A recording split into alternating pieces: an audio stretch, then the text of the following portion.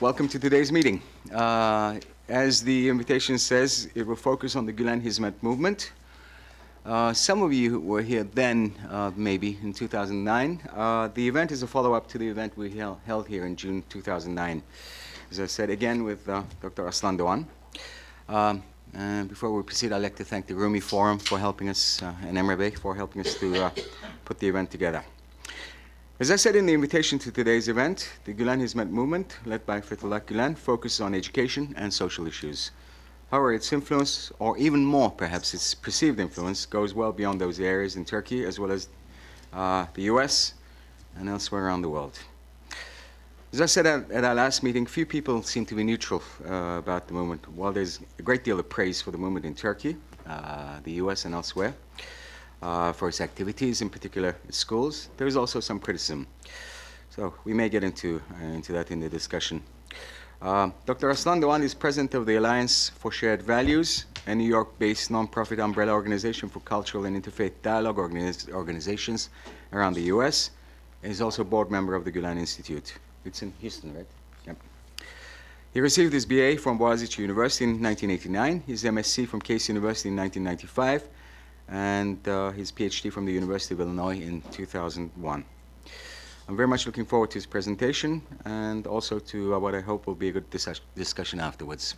Dr. Aslandogan, welcome back to CSIS. The floor is yours.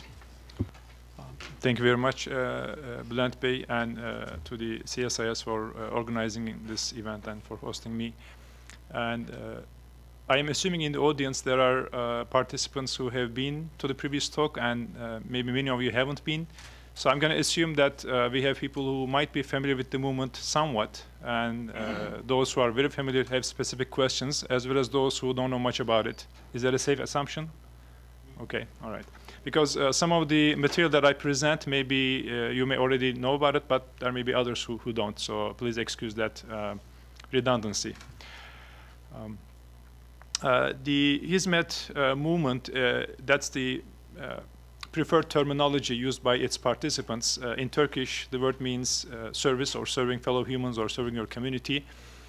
Sometimes it's referred to as the Gulen movement by virtue of Mr. Fethullah Gulen, especially by social scientists in the West. But that is not a preferred terminology because it puts too much emphasis on one person. There are other terms used in Turkish and Western context, such as Jamia in Turkish context. And each of these terms, of course, have certain inaccuracies, certain advantages. So I don't think any particular term would be the right term to describe it. So I prefer to use multiple terms. The movement started in Turkey as a community, actually, around someone might call a maverick preacher, a scholar by the name of Gulen. It transformed, and it is still transforming, into a social movement, especially during the 90s. So many social scientists see it as a transnational social movement, faith-inspired social movement right now, but some of the aspects of the early decades are still there, those aspects that relate to the community roots. It focuses on education projects, but there are other areas where movement participants have established foundations, sometimes corporations, and associations. These areas include, besides education, healthcare, disaster relief and economic assistance, publications of different forms and formats, and interfaith and intrafaith or intra-society dialogue. There are also a number of professional associations, both in business and in other professions, white collar, blue collar. And these associations serve two purposes. One of them is for the professional development of the members of those associations. And the second purpose is to channel some of their resources toward charitable projects. I will just show some examples of these projects and institutions before talking about them. Then I'll talk about Gulen himself for a little while, and then come back to the movement projects and institutions. This is a snapshot from a school in the city of Bursa.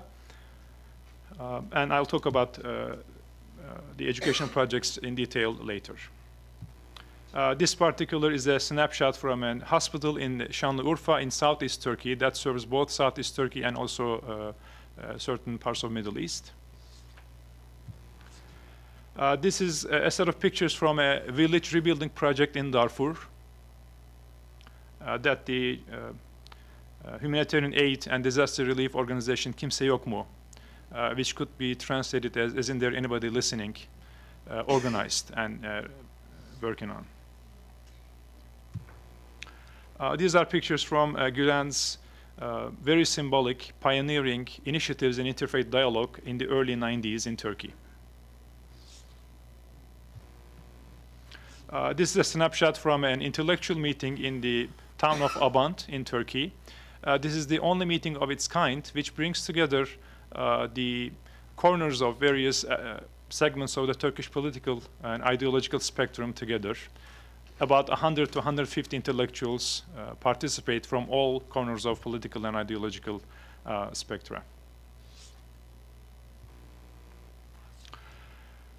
What is common among these projects and the volunteers who work on these projects or the officers of the organizations is a concept that I like to call the committed core.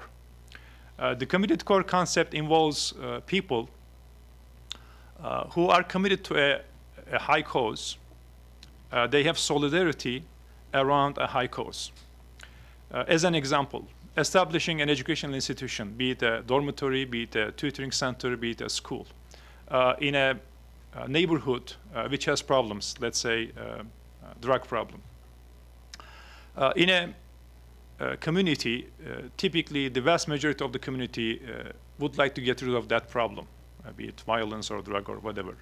But often what happens is people with good intentions, they try to do certain things, and when they see that their efforts are going nowhere, they get disheartened, disillusioned, and they simply leave. Or they don't do anything about the solution of that problem. And this continues, and the problem continues. In a community of well-meaning, good-intentioned people, we see that those problems continue, because nobody actually goes the final last mile. So in the case of the Hizmet volunteers, and it's not the only example of this concept, by the way, there are many other examples around the world. In the case of the Hizmet volunteers, the volunteers see whatever they are doing as something beyond a salary-paying job, as something that gives meaning to their lives.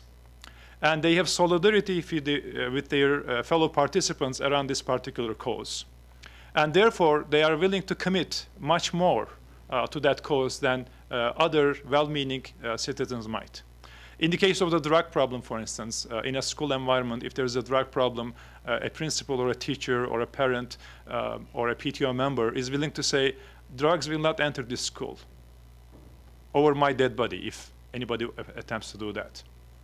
So such individuals, 1 and 2 and 3, when they come together in a place, when they make this school free of drugs, then other well-meaning people who were dormant before, they also gather around them.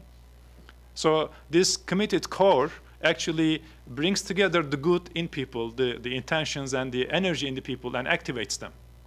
And I often use the example of the sugar crystallization experiment, if you've done that in school, or saturation experiment. That is, you pick up a container, put water in it, and then begin heating it. And then at some point, you begin pouring sugar in it. So as you heat the water, its capacity to absorb more sugar increases. So you put more sugar, and then it is saturated at some point. You can no longer put more sugar into it. And then you allow it to cool down. And then at a certain point, you drop a little crystal of sugar into that container. And then if you continue to cool down, you see that that little sugar crystal becomes larger and larger and larger. So that little sugar crystal actually serves to coalesce, to bring together the sugar that is already in there in the water. I think the impact or effect of the Hizmet movement in Turkish and other societies is that because of this committed core, because of these committed individuals, other well-meaning people who want to do good for their society, they coalesce, gather around them to build projects for their society. In this picture, we see examples, snapshots from different projects. For instance, the lady that you see on the upper left, She is actually a medical doctor, and together with three, I believe, or two or three colleagues, ladies, one psychologist, and one that I don't remember right now, they are running a television show in Turkey that deals with family problems. Three women professionals, they are observant Muslims, and they are dealing with the problems of women and men in families. And they are doing a television show on that. Okay, let's talk about Mr. Fethullah Gulen, who is the core inspirer and motivator for the movement participants. He is a multidimensional person. He is a scholar, he is a thinker, he is a preacher emeritus. He worked for the Turkish government's Directorate of Religious Affairs. That's the only way one can preach in Turkey. So he was a civil servant for a number of years. He is an author, very prolific author. He has, I believe, over 12,000 pages in print right now. His speeches, addresses, short talks are also published on the web. I believe there is over 1,000 hours of audio-visual material that is available, either on the web or in other formats. He is also an educator. That is, he personally teaches. To this day, he teaches a group of graduates of schools of divinity in his residence. And throughout his life, he has been a personal mentor and tutor. He is a progressive scholar and preacher, but he is rooted in tradition. That is, in his interpretation of the Islamic resources, be it the Quran, the commentaries on the Quran, the prophetic tradition, and other resources of the Islamic tradition. He is very progressive, but he is always rooted in tradition. When he brings an interpretation, it is always based on roots in the tradition, based on the this particular hadith, or based on the interpretation of this particular scholar. So therefore, he is not cut from the tradition. This is important for his impact, because we see, especially in Western countries, Muslim scholars, thinkers, authors, they may state opinions and write books and speak on topics, and their interpretations are found to be very compatible with Western views.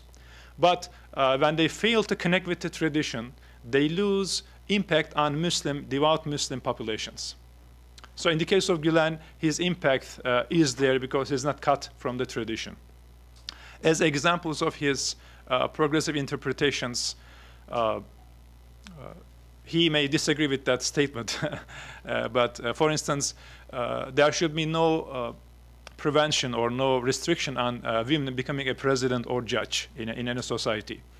Democracy as the best form of governance developed by mankind. Or Turkey being a member of the European Union on issues such as freedom of expression or other basic human rights. On Muslims' approach to arts. He has many progressive interpretations. He is well versed in both Islamic and Western thought. He often mentions Western thinkers in his speeches. Bergson, Pascal, some of the names, Kant, that come to my mind right now. And he combines intellectual work with field work. That is, he's never actually isolated from the real community service work. From the start, he has been involved. Within the last decade, of course, because of his health condition, he was not able to personally participate in many activities. He continues to speak once or twice a week. He continues to edit some of his works that are about to be published. But most of his life, he was personally involved in actual field work. Some of his stances that were significant when they were expressed, his support for democracy in the 90s, early 90s in democracy, when there was a political Islamist party in Turkey who was about to get to power. And Turkish observant Muslims' attitude toward democracy was mixed. There were arguments that there were some essential incompatibilities there, and Gulen argued that there are no essential incompatibilities, and it is in fact the best, the most compatible form of governance with the Islamic principles that pertain to governance. He supported Turkey's membership in the European Union process, and he supported the process. He continues to support that, despite the economic troubles that the Union is facing now. Maybe his most prominent and important stance is against violence. And he has been consistent in his stance against violence of all forms, terror of all forms. In his sermons, in his short talks and books, he speaks very clearly, categorically against violence. He rejects terrorism of any kind without regard to the declared cause. For instance, in the case of Palestine or other places when certain individuals identified as Muslim, when they resort to suicide bombings with the rhetoric that they have no other weapon. Gulen categorically rejects that argument. If an end goal is noble, the ways to reach that end goal should also be noble. Having no other means is never a justification for something that is wrong, some action that is wrong. In the case of the 9/11 attacks, he came forward and actually condemned the attackers and the attack with an ad in the Washington Post. And his view on terror was published in a book he helped edit with the views of other Muslim scholars. So there's a book that is published on condemning terror based on Islamic Muslim resource arguments. And recently, he condemned the attacks on the American ambassador in Libya, and this approach, this view that such actions can be legitimate. He categorically rejected that approach in an op-ed piece in Financial Times. This is dated September 27.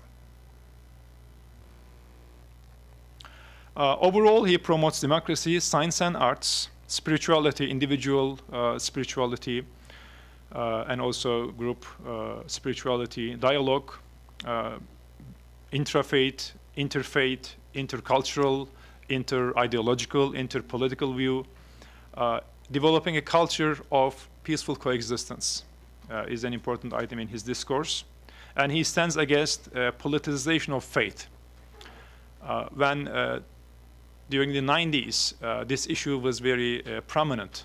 He declared his view that religion should never be politicized. If that happens, then both politics and religion suffers, and religion suffers more. He is also against shallow and literalist interpretations of tradition that prevent Muslims from becoming active participants in pluralist democracies. He promotes deeper, more comprehensive look at the tradition, and also considering the factors that influenced the interpretations of the early ages.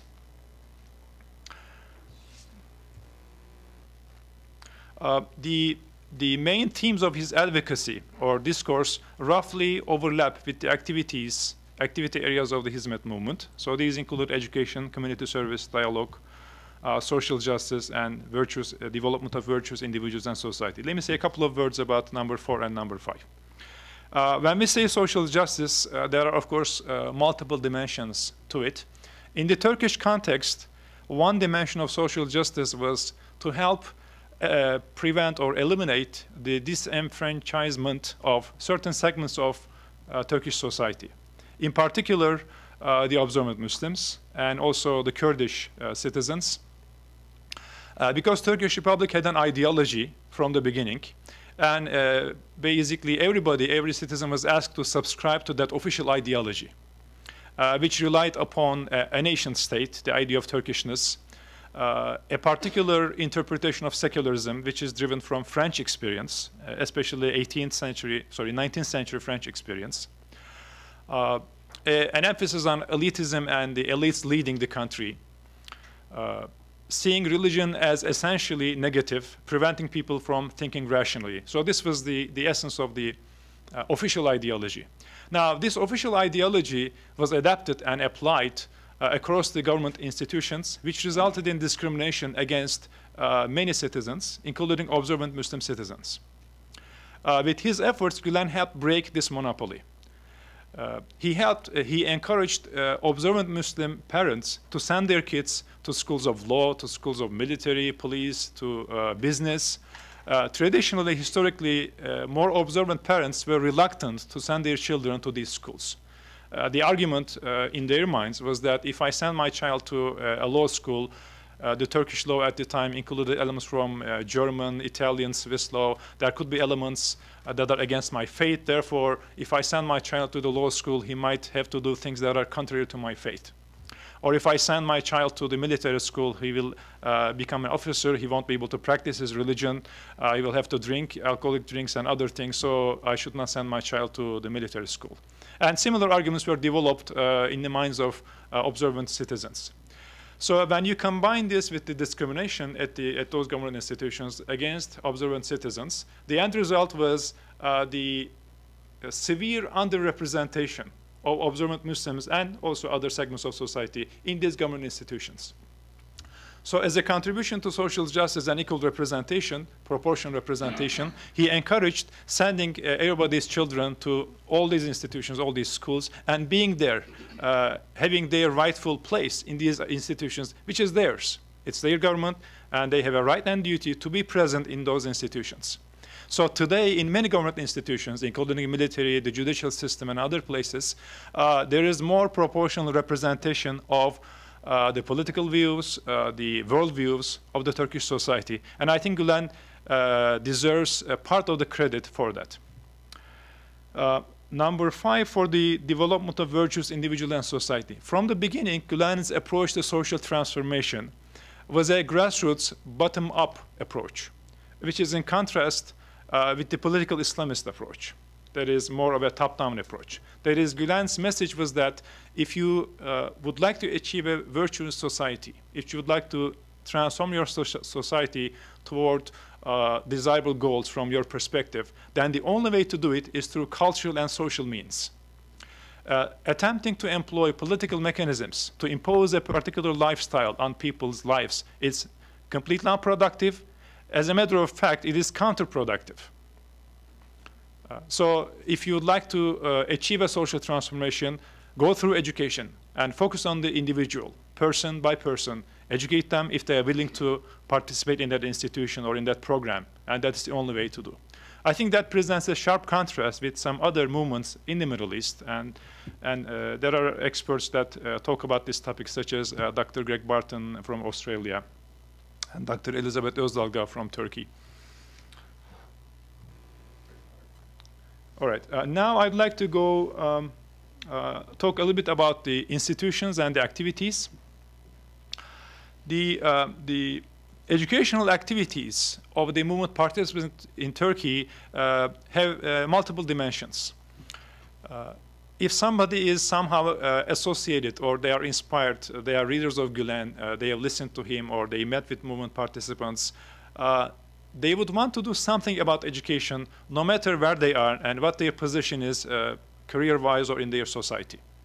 And this doing something about education is a very core value, because education is seen as the ultimate solution to all social problems.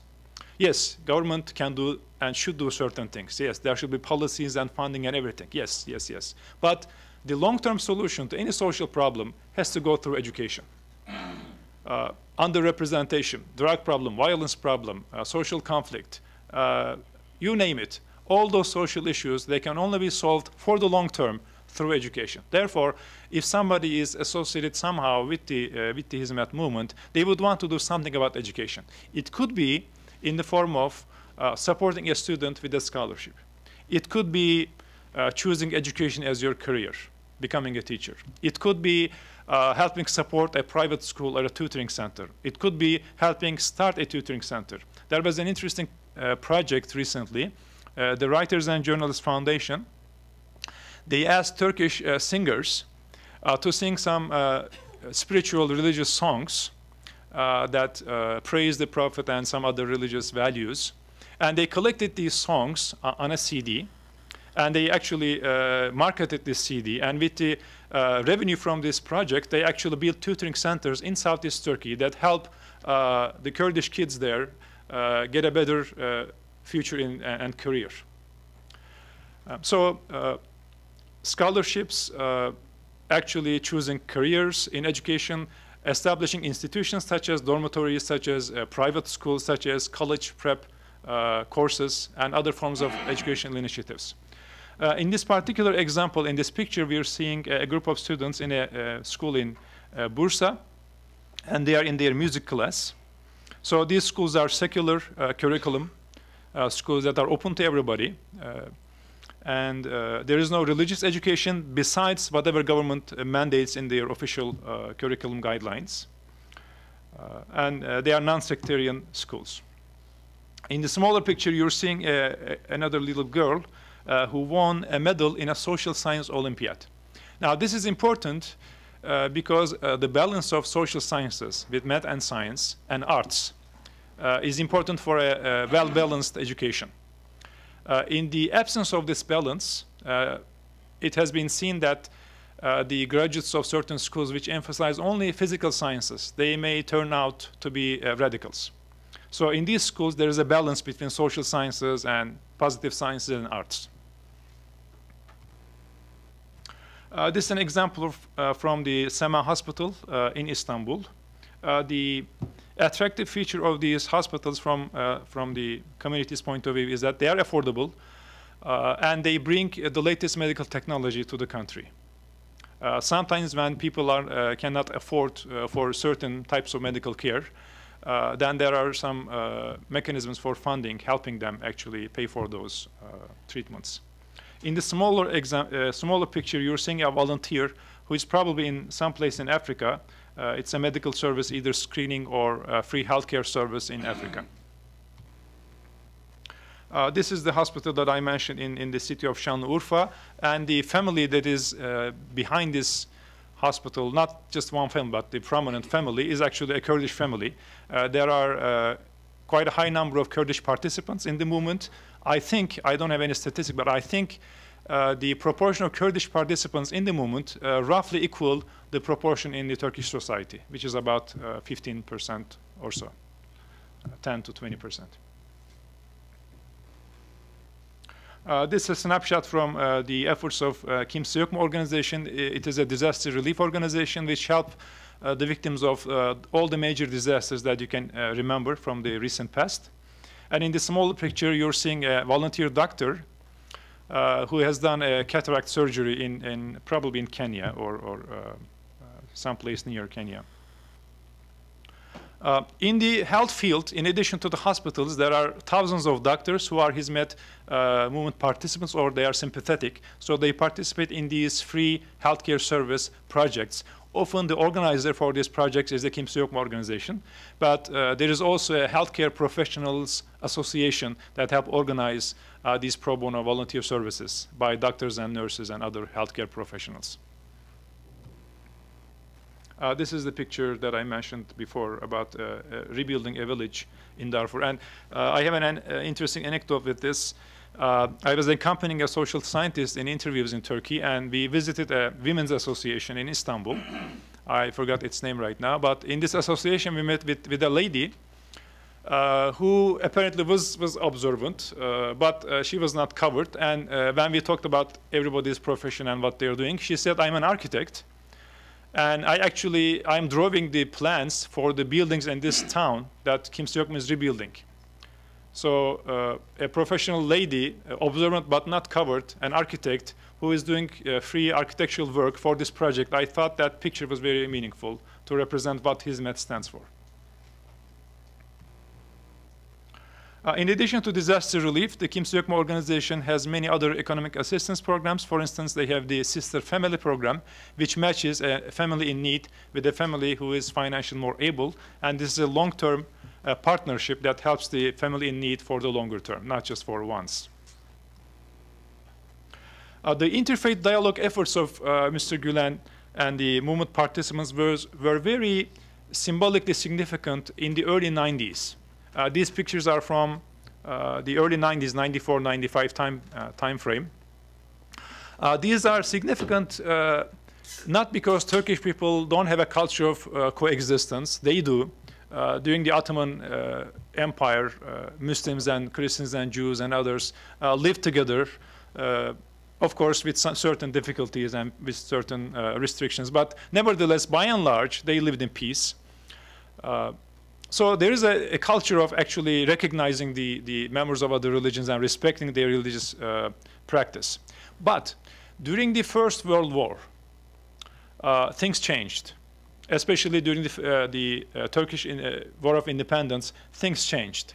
A small portion of the Greek community in Turkey, Greek Christian Orthodox community in Turkey, sided with the Greeks and their supporter British against the Turkish War of Independence. And also a small portion of the Armenian community sided with the Russians and the British against, again, the Turkish community.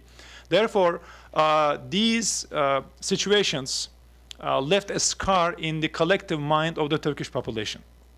So although they have a history of living together and respecting other religions, these events, the terrible events during the last periods of Ottoman Empire and the beginning of Turkish Republic, these left a big scar in the minds of the Turkish people. The question was, is the loyalty of these citizens, non-Muslim citizens, is their loyalty to Turkish state, or is their loyalty to their fellow brethren in religion or ethnicity? So these scars continued into the 80s and 90s. So with his efforts, Gulen actually helped close a page, and it is a work in progress, obviously, but he helped close a page in history and open a new page. Okay, in the beginning of our country, maybe certain members of religious minorities did certain things that we don't approve and that were against their country. But that's history, and you cannot blame the members of all that community for the actions of a few. Therefore, let's close that page and open a new page. We are in a new world. We are in a globalizing world. We have to learn to treat each other in ways that we have not done before. The environments that we are living in, that the countries that we are living in, this is a total new situation. In history, we did not have liberal democratic countries. We did not have governments who did not subscribe to a particular religion. They did not require their citizens to subscribe to a religion. They did not restrict not restricting the religious practice. This situation did not happen in history. So we are facing a new situation. We should position ourselves and our treatment of others according to this new situation. So this was the main message. And he also promoted the bringing out the best in religion. When some people use religion to divide, let's use religion, the elements of the religious discourse and practice to unite. That was the main message of these meetings. Now, because of the scars that I mentioned, when Gulen did these moves, it was controversial, especially among the more radical circles, be it religious or ultra-nationalist circles. There were CDs blaming Gulen that were distributed. Hundreds of thousands of CDs were distributed to homes, charging Gulen to be a secret Catholic, a secret Jew, or secret something that is working for foreign governments or for CIA. To this day, you can go to the web and pick up pictures that shows the Gulen movement underneath the super NATO or CIA or Mossad or something. To this day, you can find those claims. So when Gulen did these moves, it was courageous. And it was deeply appreciated by the religious minority leaders. You might have heard recently the Turkish government decided to return some of the real estate that was confiscated from religious minorities earlier, after the military coup of 1971. So the Turkish government decided to return those properties to religious minorities, which, of course, they were very happy with this decision.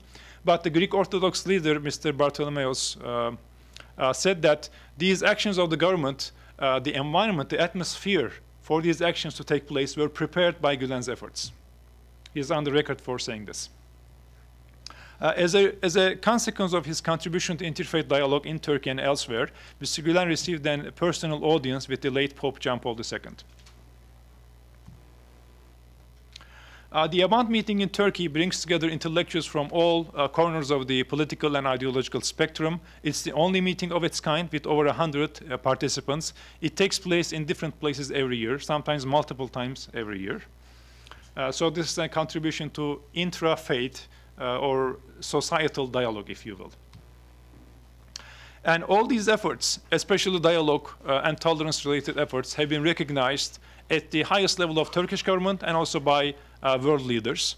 And you see the pictures of some of the former Turkish ministers, prime ministers, presidents, and also some notable world leaders who congratulated and praised the efforts of Mr. Gulen and the Hizmet movement in these fields.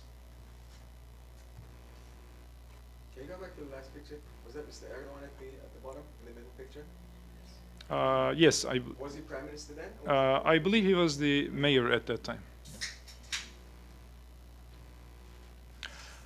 This picture is from a group of students, and again in Southeast Turkey. This is the school building. This is an example from a college prep course, again in Southeast Turkey, and they are very proud with the students that they placed in schools of medicine, especially, which is the #1 thing among the families in Turkey. As a matter of fact, I'm seeing now all of those pictures are from schools of medicine. But on the right-hand side, you can also see that they placed students in schools of law, schools of pharmacy, schools of education, in engineering, in veterinarian, and sciences. So these schools and the tutoring centers do a great service to the citizens, to the children in that region, historically underserved. A group of students with Dr. Martha Ann Kirk from a university in Texas.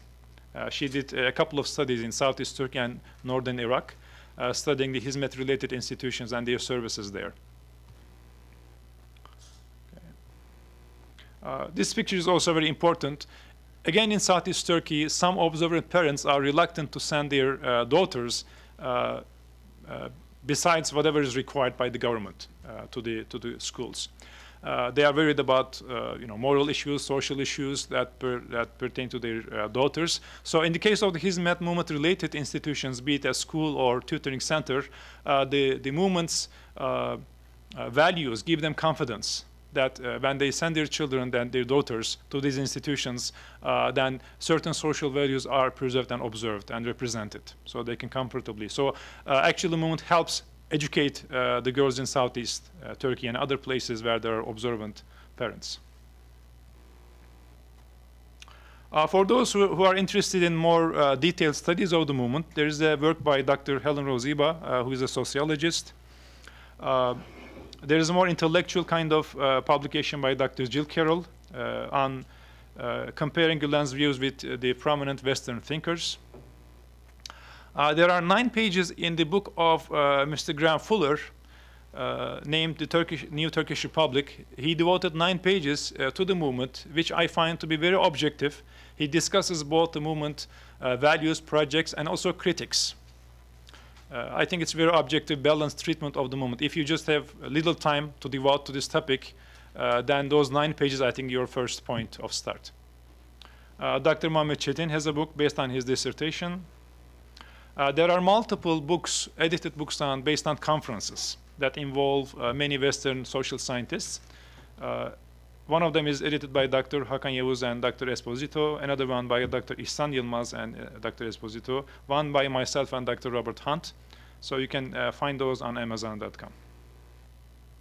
So that's the end of my presentation, and I would be happy if I could help respond to some of your questions. Thank you very much. Very interesting and a very full presentation, just like the last time. You didn't say it explicitly. I want to set up the discussion by focusing on one part of your presentation, which relates to the politicization of faith. You said that Fethullah Gulen was against that. Now, just to set up the discussion here, we have a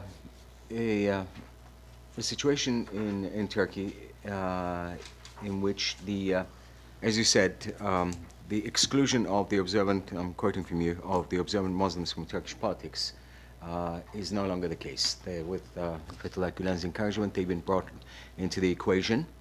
We have a party that is rooted in the political Islamist movement, stretching all the way back to the early 70s through a number of parties, which has the support of almost 50% of the Turkish electorate, as we know from the last election. Now, the Gulen movement, you didn't say it explicitly this time, but you confirmed it implicitly, is not involved in politics. But everything somehow becomes political in every society, including in Turkey. What is the position of the Gulen Hizmet movement on the growing religiosity of politics? Or, if I can put it in another way, there's a healthy discussion of this in Turkey. How much more religious will Turkey get under a party that may be blurring the line between religious devotion and politics? Would you like to address that? Let me first begin by saying, putting my disclaimer that the views that I express are my personal views. They are not the views of my organization or the movement in general, which I think is impossible to express the views by one person. So these are my personal views.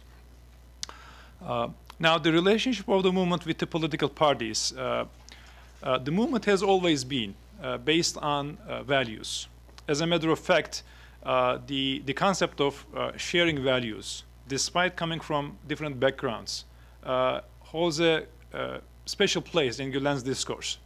There was a group of social scientists who visited him some years ago. I think one of them was Dr. Louis Canturi from University of Maryland, if I remember correctly. But I heard this incidents from two persons who were present there in this meeting. So Dr. Canturi and others who are present kept referring to the movement as Gulen movement. And at some point, Mr. Gulen stopped them. He said that I don't like this term to be used to refer to the movement. It puts too much emphasis on one person who is just one participant. If you like to refer to the movement, I would encourage you to use the movement of humans who are gathered around high human values. Of course, that's too long. Nobody actually used that. But I think it's interesting to observe that when he began talking about referring to the movement, this is the first thing that he says, that this is a movement about values. And the basic assumption or premise is that these values are values that we can agree to some degree so that we can work together. We don't have to agree 100% on how we define these values. Even members of the same faith or same culture don't agree 100%. But we can reach an agreement that is good enough that allows us to work together. Okay? The example of, for instance, a school that completely keeps out the drugs and violence and bullying, be it in Turkey, be it in Romania, be it in the Philippines. This is a value, protecting our children, our youth, from self-destructing habits, is a value that we can work around. I am an observant Turkish Muslim, and my partner could be a Buddhist. The other partner could be an agnostic. Another partner could be Christian or Jew or Hindu. Doesn't matter. And we come from the same value from different backgrounds. The Buddhist has a certain concept of karma or whatever that brings him to this value. And I come from the Muslim perspective.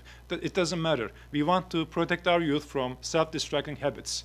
We want those destructive things to reach our youth. We agree on this. We can work together around this. So the movement from the start has been a values-based movement. Now, sociologically, of course, the vast majority of the participants come from Turkish Muslim or Anatolian Muslim, including Kurdish and other ethnicity Muslims. But it has always been an open movement. And when you look at the discourse of Gulen and the institutions and the activities of the movement, you see what those values are. Democracy is certainly one of them. Respecting diversity and pluralism, giving a place for people of different orientations to live in a society, that's one of them. Respecting the parents, with the exception of the abuse cases, is a value. You can put these values together based on Gulen's discourse and also based on the values cherished by these institutions or their activities. So the relationship of the movement with the political parties throughout the existence, the evolution of the movement in Turkey has been based on values. These are our values. These are the ones that, the things that we cherish in our work, in our discourse. And if a political party is supportive of those values, then it is expected sociologically that movement participants would lean toward that party as long as that party supports those values. So in the Turkish experience, when Özal was alive, it would be safe to say that a good majority of the participants might have voted for his party as long as he supported Turkey's moving toward European Union, Turkey's moving toward democratization, empowering civil society, empowering market economy. And then Özal died and other parties came to the fore. And we know that during Ecevit's time, who is actually leader of a left party, Ecevit was also pro-European Union, pro-democratization. He was also against the militarization of Turkish politics. So it's safe to say during Ecevit's time, many movement participants actually favored his party. So the movement's relationship with the parties is based on the values. Just as people from different backgrounds coalesce around different values, the support for a political party or the lack of the support is based on what that party cherishes in their practice, in their rhetoric, and whether their values, their practice intersects with the values of the movement. Just to follow up, and then I'll open the floor up to questions. Now, given that you're against the politicization of faith and taking your disclaimer that you don't speak for the movement per se, understandably, are you concerned about what may be the politicization of faith in Turkey? And to add one more aspect to our discussion, the EU process seems to have dropped off the agenda. You've stressed the importance of the goal of EU membership for Fethullah Gulen and members of the movement. Does that concern you as an individual or as a member of the movement? Yeah. Let me start with the second one because that's a shorter answer. Turkish people in general had mixed opinions about European Union from the early stages, but as the steps were taken to move Turkey toward European Union, and as Turkish economy grew, and it actually became a real possibility for Turkey to join European Union, then people reconsidered their position on the European Union. It became obvious, especially during the 80s and the 90s, it became obvious that European Union process could be a major motivator and driving force for democracy in Turkey. Many of the taboos that could not be broken before were broken thanks to the European Union accession process. For instance, giving the Kurdish citizens the right to broadcast in their language. There were times in Turkey, if you proposed this, you could be jailed, beaten, tortured, and you could be executed even. But it became a reality thanks to the European Union accession process. So during the 90s, I think especially, it became very obvious that the European Union process plays a big role in moving Turkey toward democratization. Mr. Gulen has always approached this matter from a point of confidence that when people were worried about if we join the union, are we going to lose our Islamic values or practice? Are we going to become more like Europeans in their culture and so on and so forth? He was always confident that if you believe in your tradition, in the strength of your tradition, you have nothing to fear. From these interactions, good will come, not bad. So this position, the support for democratization, the support for Turkey's becoming eventually a member, this position did not change. And the steps taken toward membership, the developments during the early 2000s were much swifter and decisive compared to the last few years. So I think, as far as I can observe in the movement-related publications, there is a bit of disillusionment in the lack of the speed, in the lack of the motive to move further in joining the European Union. So this position, as far as I know, has not changed. Your first part? About the, I was rephrasing my first question again. I hope you can answer some of it. I mean, there is, we're talking about an Islamic-based party, a party with its roots in the Islamist movement, more correctly. And there is, some of its critics say that there is a politicization of faith. And you specifically said that that was something that Fethullah Gulen opposed. Do you have a view on that? Okay. I think when we look at the issue of politicization of faith, it was more clear, more crystal in the case of the Welfare Party or its various versions during the 90s. There was a rhetoric that we represent devout Muslims in this country, and if you're a devout, observant Muslim, you ought to vote for us. And we're going to pass laws to make sure that we live in a more virtuous society. That kind of approach was very clear in the rhetoric of the Welfare Party, and Gulen was clearly against it. He rejected this approach completely. First of all, no party can claim to represent devout Muslims in a country. And the approach of top-down through legal system or through government apparatus to impose a lifestyle is counterproductive. It's against essential Muslim Islamic principles of freedom of choice. So in that case, it was clear. Now, in the case of the last decade, as far as I know, maybe if we can be more specific about the allegations, we can talk more clearly about them. But as far as I know, there was no attempt to pass a law that is based on the Islamic principles at the parliament. I only know of two cases. One of them is which can be seen as a humanitarian issue, to allow for the women, for the girls to dress with their headscarf in education institutions. That was passed but returned by the Constitutional Court. And the other one was, I think there was an attempt to criminalize adultery. So besides these two, I don't know of any attempt to actually pass an Islamically based law in the parliament. So when you say, you know, Islamization of politics within the last decade, I think I'll need to more concrete examples of efforts. Well, maybe I'll get back to it, but the floor is open so other people can pick it up. Go ahead, Mary. Can you hit the mic? My name is Barry Jacobs, and I've been following Turkey, as Bülent knows, for at least carefully for the last 16 years. But I don't speak Turkish, and I've always had a little problem trying to understand Hizmet and its effect with a government in Turkey since trying to think, 2003, that clearly expresses strong affiliation for Islamic values. How come Gulen Bey, is that how I would say it, has never returned to Turkey even for a visit? And the second question is, which is related to the first, I think Pennsylvania is a lovely place, but it just seems to me, again, as an outsider, slightly strange that rather than settle when he left Turkey in some country that was both closer and perhaps more culturally affiliated, what is he doing in the Pennsylvania countryside? Besides, I suppose, going to Penn State football games, but that's it. All right. Well, the reason for Mr. Gülen's not returning to Turkey, this is a question that that is being asked by many people. According to his statement, he said that he is worried that his return to Turkey might be taken advantage of by some people who would like to move Turkey backwards from democratizing steps. So interpreting this statement, my view is that because he is so influential in Turkey, his return to Turkey will be seen as an opportunity to achieve a political goal by whoever they are. And many candidates can be thought of right now. So Mr. Gülen thinks that his return can be turned into a big hoopla event that would ultimately damage the democratization process in Turkey.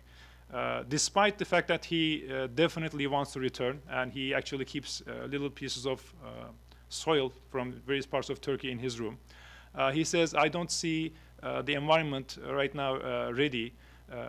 My worries are not quelled at the moment. So there is no legal reason for him not to return. He can return, and the government on a number of occasions invited him, government officials invited him, others invited him on a number of occasions. He can return anytime, but I think he is waiting for the consolidation of democracy in Turkey, in which people can speak their mind very openly, freely, and something that the minister says or some prominent civic leader says is not immediately turn into a big conflict or a sensational item in the news.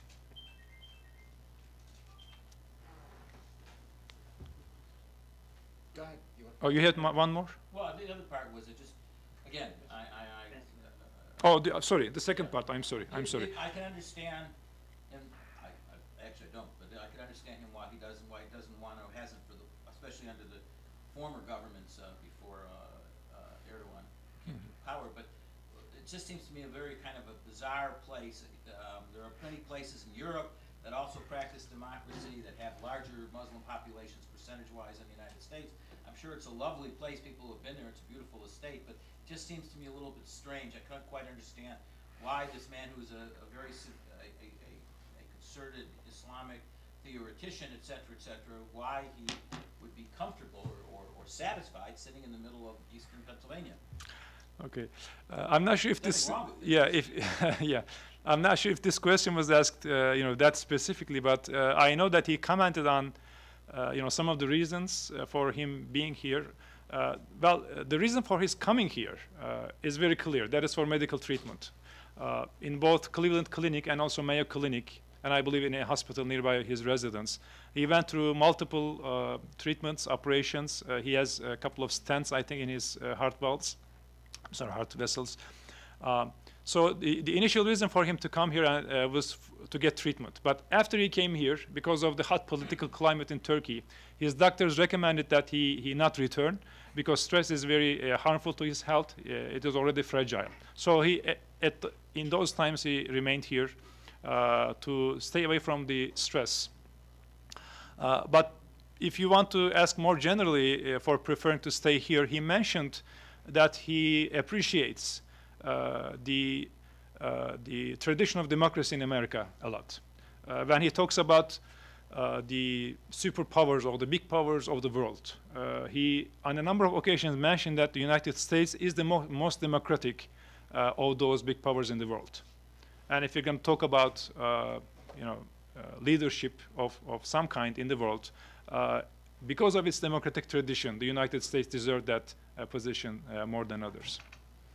Of course. He also mentioned on a couple of cases the high standards of US medical institutions, which was in contrast with the Turkish hospitals of that time, in which the doctors treated patients like servants, or I don't want to say slaves, but basically people who ought to obey their commands and do exactly as they say, and they had little respect. They were speaking from a position of higher authority. So that was in contrast. And also the environments were not very attractive. So he praised the US medical institutions on a number of cases, both for the doctors' respect for the patient's rights, patient sensitivities, and also for the environmental design. Of course, they interpreted or looked at the other way, given the fact that he respects the tradition of democracy in the US. It leads people to interpret his reluctance to return as perhaps a lack of confidence in the Turkish democratic system, even after, as Barry says, 10 years of what one would assume to be a friendly government. I won't expect you to comment on that, but we'll go to the next question. Go ahead. Yours, please. Can you hit the mic? Hi, I'm Jim Loeb from Interpress Service, and I was very grateful that Emory has taken me on one of the trips to Turkey. I have 3 questions. I don't think that's probably fair, but I'll state them very briefly, and you can decide which ones you want to answer. And the first is, to what extent is the movement, is the relationship between business interests in Anatolia and the movement? I mean, clearly, there seems to be some dialectic between the two. Excuse me, both with respect to where you cultivate your core kind of volunteers and funders, but also in terms of when it goes out into countries like Senegal, there are Turkish businesses, and then that follows movement schools. That's my first quick question. Second is the Kurdish issue. Could you elucidate that? It's becoming increasingly acute with the Assyrian situation and the increasing possibility of a transnational Kurdish movement.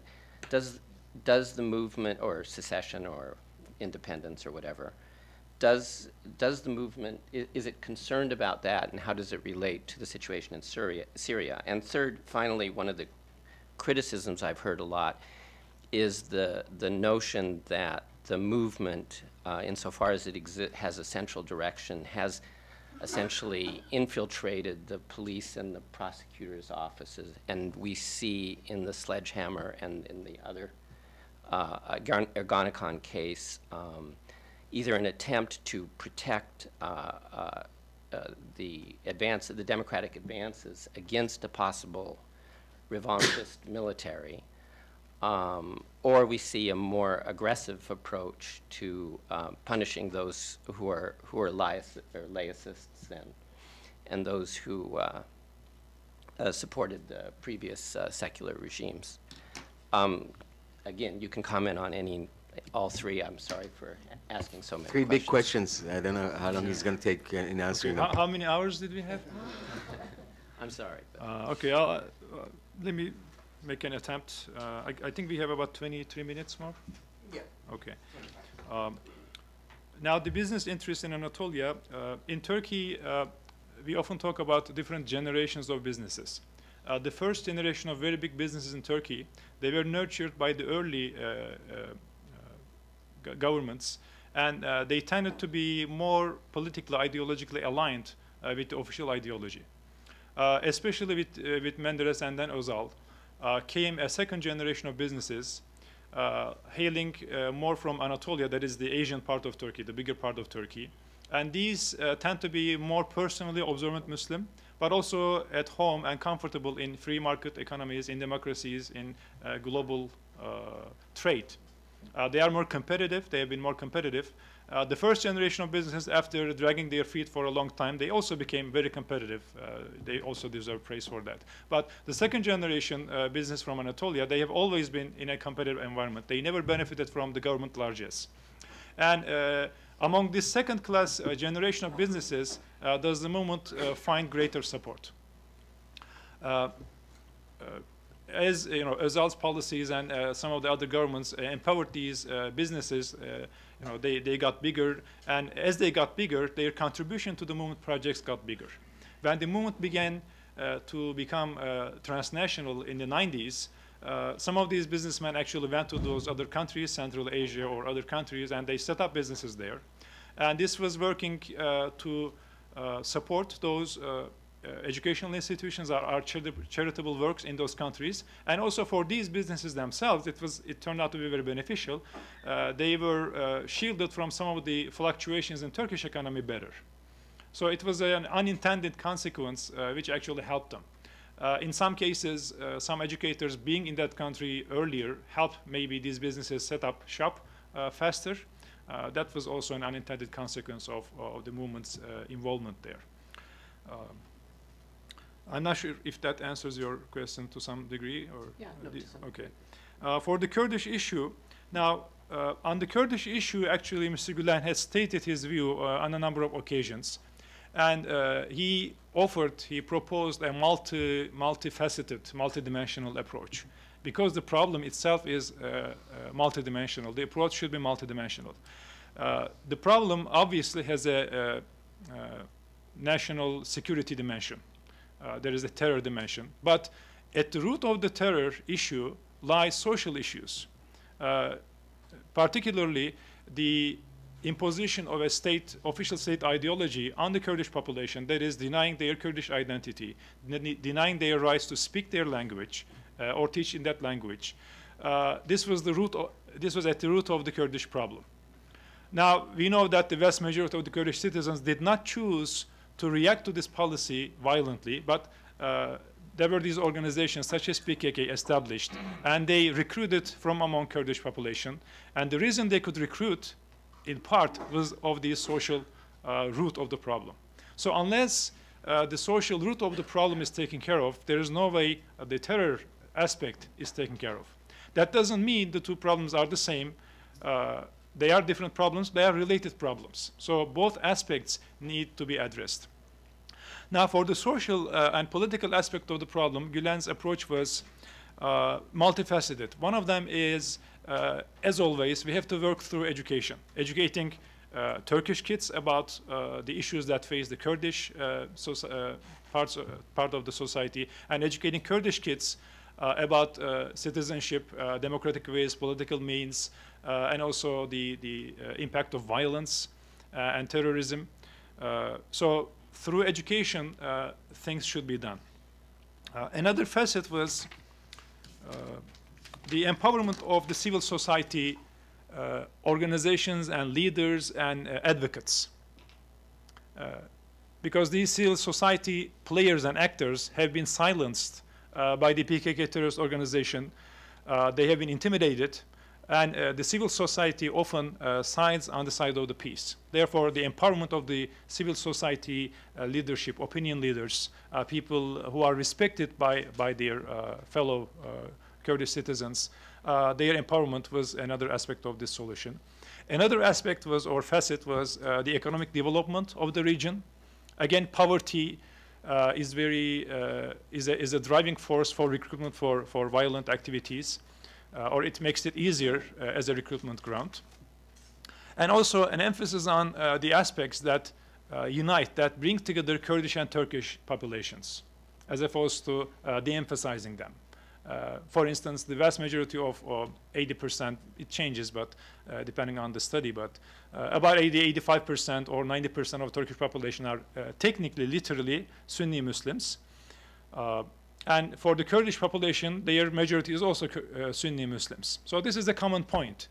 Can we take advantage of this point without politicizing religion? That was one point of Gülen. And also through education, just as we educate on mutual respect and tolerance and empathy, also through education giving hope to the youth. Because hopelessness, desperation is one of the main driving factors for terrorist activities. When the youth doesn't see any hope, no light in the end of the tunnel, then it's a lot easier to recruit them. That is why some of the educational institutions in Southeast were actually sabotaged by the PKK organization. Ultimately, it came to the parents, Kurdish parents, to say no to the PKK. These schools and tutoring centers are really helping our children. You're not touching them. This was their response. The approach to the Kurdish issue is to deal with the causes, root causes, social and political causes of the problem that end up making it easier to recruit for terrorism. And for the terrorist activities, of course, the government will use its means to deal with the terrorists. The third question was, okay. Okay.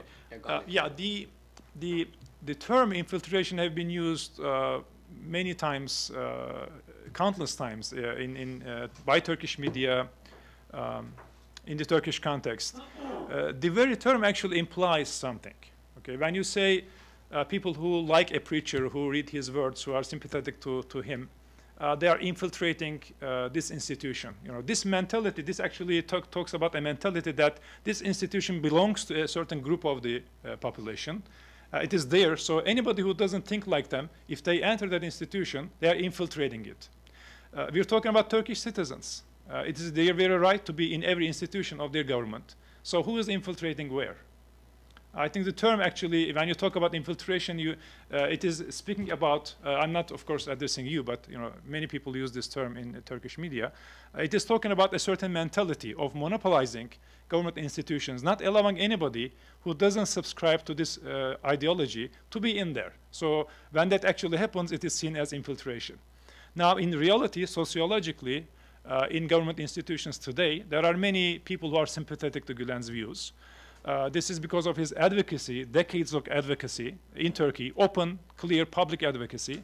When you look at any particular institution, there would be some number of people who would be sympathetic. There is no question about it. How do these people behave in situations of decision? If they are truly influenced by Gulen's discourse, it is out there, it is public. You can look at that discourse. And there are sometimes public statements on issues. So if they are truly influenced, you can tell how would they behave based on this discourse and the field work that is out there. So if you talk about the particular legal cases, investigations and legal cases, again, I have to come back to the values. Democratization is important. It's a core value. If people have committed crimes in the past, it is the duty of the judiciary to do something about it. As a citizen, every citizen can support a value and can support their government or judicial system to do whatever is necessary within the law without restricting human rights and freedoms to take the necessary steps to deal with those potential alleged crimes and also to prevent through other means, again, legal means, to prevent such atrocities from taking place again. I think to name this as a revenge, again, would reflect a particular mentality. It would not reflect the objective reality. It is basically talking about people's intentions. Okay, you're doing this because you want to take revenge. That is your opinion of my intention. You know, I can't resist following up here because the Prime Minister himself went on TV, and after the attempt by prosecutors to question his chief of intelligence, specifically said that there could not be a state within a state. It was quite clear to everybody listening to him what he had in mind. Now, this is a common subject of discussion in Turkey. I mean, following up from his question, not just with respect to those who may have been involved in coup plots in 2003, but the way in which prosecutors, allegedly part of the movement, as you said, they may have certain views. You put it in a very articulate fashion, but that they don't necessarily have to be part of that movement. even if they reject it subjectively, there is an objective accusation directed at the movement that, particularly through the special courts, including by the Prime Minister himself, in so many words. You know, again, going back to the earlier point, you're not involved in politics, but inevitably, given the strength of the movement inside Turkey, that has brought you into the discussion. And that must make you uncomfortable with the accusations and the questions that have been addressed to you and to Fethullah Gulen himself by people who are not necessarily hostile to the movement. Yes. You know, these accusations and allegations, again, come from usually attributing certain motives to people. You know, if there are objective evidence, if there are investigations or court cases that actually demonstrate that people act in certain ways because of their influence or because of something that they hear or they are told, then I would be happy to talk about them. But you know, the allegations don't go beyond the level of hearsay. And in the past, we have actually seen examples of hearsay that turned out to be completely opposite. I guess in the previous discussion here, there was a question about preferential hiring for movement participants by the governments at that time. So these are all based on hearsay, sometimes the reality completely contrary to the hearsay. Carol.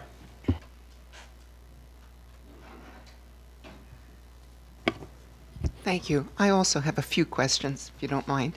With regard to your presentation, there was a lot of emphasis upon the movement's philanthropic efforts in the Southeast. And in the Kurdish media, there does seem to be a suspicion of the movement's intentions. And I was wondering if you could tell me if and to what extent the movement people in the Southeast interact with the BDP or the KCK or any of the acknowledged representatives of the Kurdish community, and what you might do to assuage their concerns that the movement may have a Turkish nationalist intention with regard to the Kurdish area. The second question has to do with, I'm not quite sure if I would put it under the rubric of interfaith dialogue, but maybe why not? You show the various other religions in Turkey with which Mr. Gulen has had relations and the movement has relations. I was wondering if you could tell me if the movement has an opinion or an interrelationship with the Alevis, who are a large minority in Turkey. And finally, this question of suspicion, it doesn't seem to go away. And I thought there was a very interesting episode on the United States program 60 Minutes a while back. And there does seem to be a suspicion of some kind of ultimate goal of some kind, connection with the movement, the state within the state, or the takeover of the state, or something which is not necessarily benevolent, but maybe nefarious in some extent. I was wondering if you could address those suspicions in any way, or the way the 60 Minutes episode seems to end. Thank you. Sorry for the too many questions. I guess it's becoming a tradition to ask 3 questions. Okay. Important questions all. All right. Now, of course, these are complex questions and issues. So I will say a few things. They may not be very cohesive. So please excuse that. Now, I know that it's certain elements of Kurdish media or media in Kurdish language. There are suspicions. To what degree that actually represents the Kurdish population is a question, I think. Can I interrupt you for 1 second? Yeah. Have there not been assassinations of members of the movement by the PKK in the Southeast? Yeah, I know one at least. There might be others. To what degree the media in Kurdish language actually represent the views of the Kurdish population is a question. When we actually look at the institutions and the activities in those heavily Kurdish areas in Southeast, we see that the Kurdish people embrace the movement because they see that the educational institutions bring hope. They help prevent recruitment by PKK. And people are sincere there. They sometimes actually put their lives to do that service there. because PKK is serious. I mean, they bomb places, they shoot people. It is serious. So if you are, let's say, ethnically Turkish and you're serving in that region, it is sometimes at the cost of your life that you're accepting to serve in that region. So people, I think Kurdish people realize that these participants, they mean to really help our children. So they embrace it. I don't know of any public reaction to the activities in the region. Now, when it comes to the more political issues, yes, there are voices criticizing the movement for the alleged links with the judiciary and with the handling of the KCK case. Again, to what degree that represents the Kurdish opinion overall, I'm not sure about that, and I'm not the right person to actually talk about it. We have other experts here who know much more about it. We can give them some little bit of time to talk about it. Now, the Turkish nationalist allegation, it is true that Gulen on a number of occasions said that I love my national or heritage, meaning the Turkish heritage. I love my heritage. But on each of those occasions, he always said, this is not, I don't mean this in any discriminative way, in any exclusive way. And on a number of occasions, he also mentioned that when he talks about the Turkish heritage or history, what he means is the Anatolian cultures, Anatolian people that includes the Kurds and the Laz and the Bosniaks and the others. So it is a term that is used often to refer to these people that is found in the discourse sometimes. Now, when you actually look at the activities, the institutions, whether in their practice there is nationalistic tendency, I don't think there is any objective evidence for that. And you can, I think maybe an indirect evidence for that is the fact that both nationalists and ultra-nationalists and neo-nationalists, they are not necessarily, by and large, sympathetic to the movement. You know, Turkish ultra-nationalist movement is actually not very sympathetic, by and large, not everybody. Okay. The issue of Alevis. On the issue of the Alevi population, which is very significant, sizable, there were a number of proposals by Mr. Gulen and some of the initiatives by the Journalists and Writers Foundation. For instance, there was a proposal, I don't know at what time, it was proposed to set up the places of worship for places where there is an Alevi population who requests or who needs it. As far as the recognition of Alevi identity and also for not imposing a particular teaching on the Alevi population, I think the movement is on the same page with the Alevis on those issues. Now, Gulen himself, of course, comes from the Sunni tradition, so his interpretations are based on the Sunni tradition. But in terms of interacting and living together in harmony with the Alevi population, I think they have moved and acted on a number of occasions to make it possible. They have been in interaction. The Journalists Foundation have been in interaction with some Alevi groups and associations to help eliminate the suspicions between Sunnis and Alevis, to help eliminate the stereotypes. For instance, there was a case when there were some allegations made about Alevi practices. Mr. Gulen actually came out and made a statement that these are false allegations and they are used to polarize the population. They are completely untrue. And so he defended the Alevi population against these accusations. So I think when you look at the individual things that he said or when the individual initiatives of the Journalists and Writers Foundation, there's not much you can criticize, but there is a lot to praise. Again, if there is criticism, it is coming from the potentials, attributed intentions. I think we may have time for 2 more questions. Go ahead, please. I come from Pakistan, and thanks, Emory, for inviting me over for this event. I wanted to ask 1 to 3 questions. Let me make a good ice cream. Everybody gets the right for 3. What is the influence of Gulen movement on the development of business from moving away from Mutasiyad and over to Musayyad, more like a conservative, socially conservative and politically more democratic, from Mutasiyad to Musayyad and Tuzgan? What's the influence of this movement on Ahmed Davutoglu's zero conflict and moving over to the Turkish relationships with Greece, Armenia, and Russia? And third, I would like to ask, I would like to state over here that this Gulen movement schools are doing a marvelous job in Pakistan. There are more than 17 schools in Pakistan studying 6,000 Pakistani students over there.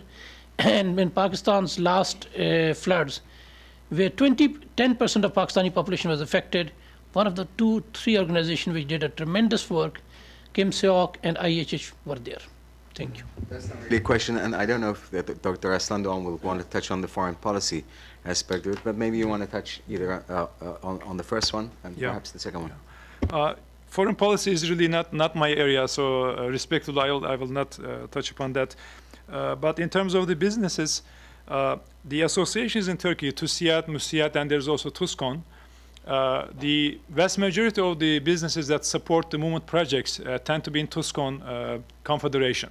There are others who are in the MÜSİAD alliance, and there are some in the TÜSİAD alliance. I am not aware of any encouragement to actually move from one association to the other. I think the businessmen actually make their choices of whatever association they find closer to themselves as far as their services, their, what does their fellowship mean. And also sometimes, there are implicit, non-explicit guidelines on who are, the nature of the association. For instance, TÜSİAD tends to be more bigger businesses. So I'm not aware of any encouragement to change associations or form associations of any kind. But I just know that TUSKON actually holds the vast majority of the supporters from the business field. Okay. Anybody else? Anybody, please. What are the contributions of the movement to relations between U.S. and Turkey?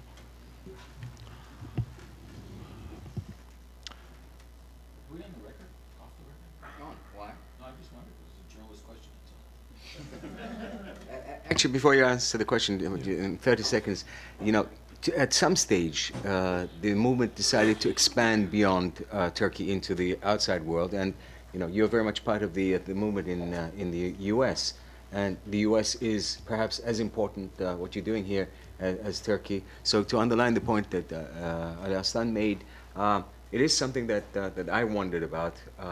How are you contributing to this relationship simply by the virtue of the fact that you are so engaged in such significant activities on both sides? Okay, let me begin with the activities in America that I believe are contributing to U.S.-Turkish relationships. In the United States, there are a number of cultural organizations and business organizations that attract the movement participants.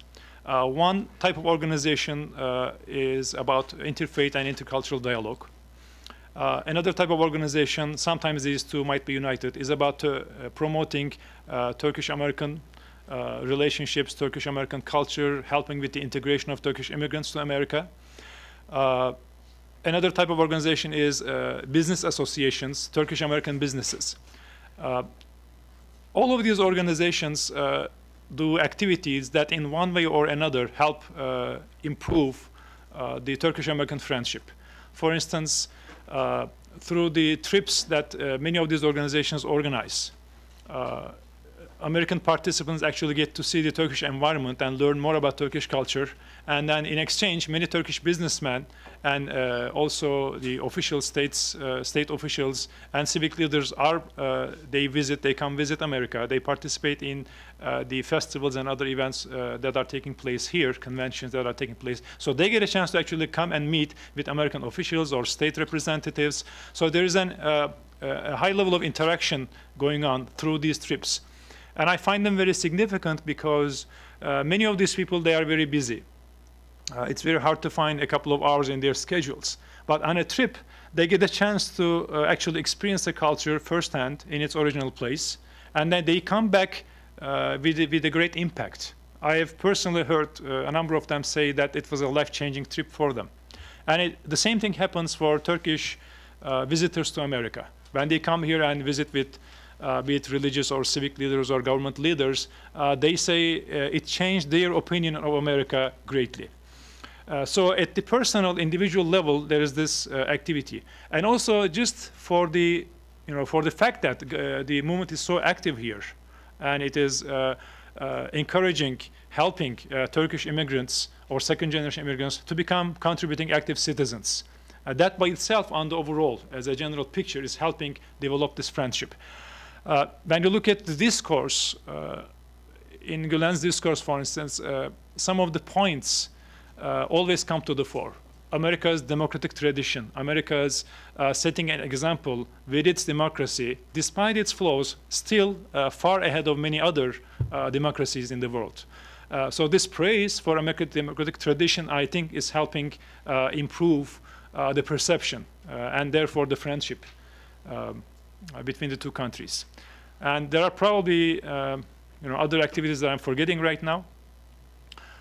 In Turkey, I am also aware of certain activities of Journalist Foundation that cater to either diplomats or journalists, and also involve Turkish intellectuals and Turkish journalists and Turkish civic leaders that help improve the friendship and advance the friendship.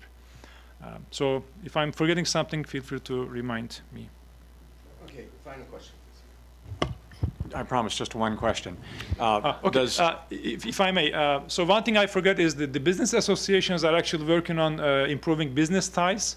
So by arranging visits for American businesses to Turkey and vice versa, they are helping find common points of interest and potentials for trade. And as political scientists say, trade on equal terms, when the two parties are participating without any domination, trade is the best means of developing friendship. So I think that's very significant. Does Gulen have any position on the nature of social interaction between men and women, simple things like shaking hands? Okay. Gulen spoke on a number of occasions on the role and the status of women in the society. In terms of the particular interaction between men and women, there are certain elements or guidelines that come from the tradition that can be traced to authentic sources, and they are authentic guidelines. But there are also certain practices that people perceive as coming from the tradition, but which are not really based on the tradition, in the sense that, yes, they occurred in the past in history, but they don't necessarily come from the spirit or the core of the tradition. Okay.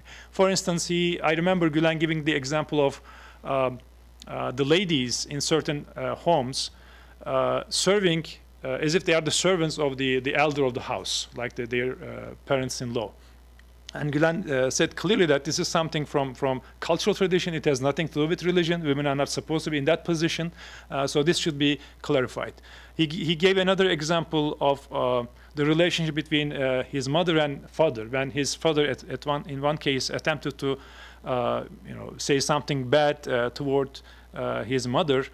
His grandmother intervened and said something very harsh to his father, stopping him from saying something negative to his mother. And he gives many other examples like that to distinguish what is truly in the tradition, and it is in the spirit of the tradition, versus what is in history. It is in the tradition technically, but it is not in the spirit of the tradition. So some of the practices that today we associate with observant Islam. When you look at Gulen's discourse and his recommendations, he traces some of these to actually cultural traditions and not necessarily in the spirit of the tradition.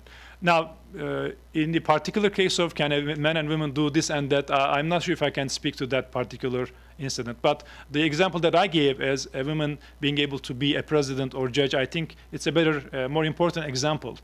Some people may think that a woman cannot be a judge because, and in their mind, they might find a religious reason for that. So Gulen's point is that it may be historic, it may be in the tradition historically speaking, but it is not in the spirit of the tradition. There is nothing preventing a woman from becoming a president or judge. I think that's more important than just handshaking or things like that. Okay, with that, I bring the formal part of the meeting to an end. If there are other questions that you might want to take up directly with Dr. Aslandogan, he may be around for a few more minutes. Just to underline a point that I made to you on when you came last time, I really believe in an open discussion of issues, and this movement, perhaps more than any other of the overall Turkish picture, has been the subject of a great deal of discussion, criticism, suspicion, in spite of all the good work that is being done, that you underline. So the more there are events like this in which you and other members of the movement can explain the evolution, the better I think it will be understood. With that, thank you all for coming, and thank you, Dr. Aslandogan, for coming as well.